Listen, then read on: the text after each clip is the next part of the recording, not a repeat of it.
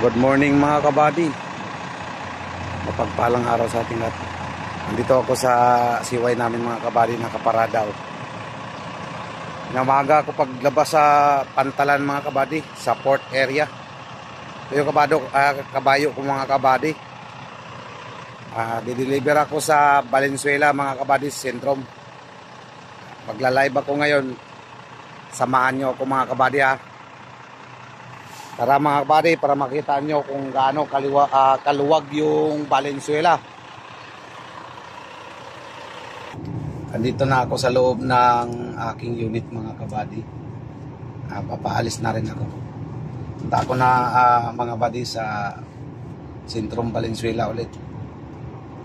Gawa ngang masikip yung bodega, naisipan kong mag-live para maipakita po sa inyo na kung gaano kasikip yung bodega, at yan ay pinapasok namin kahit walang helper. Mga kabady, samahan nyo ako. Alis na ako mga kabady.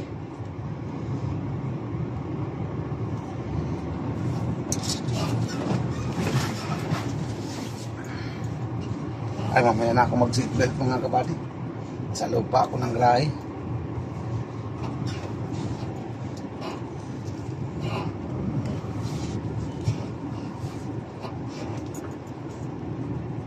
Grabing traffic sa loob ng port kagabi mga kabady, kahit Sabado, palinggo na.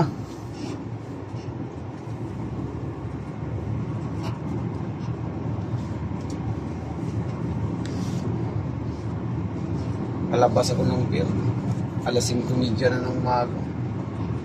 Ngayon, alas 7 na, papunta naman ako ulit kay client.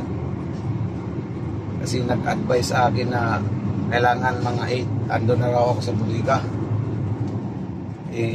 Linggo ngayon mga kabady, walang truck ban ang Valenzuela. Kaya tirahin ko na mga kabady kasi may meeting kami sa Tuda mamaya. Pagkatapos ng tracking mga kabady, magpatuda na naman ako mamaya. Ang cute ng busina ko.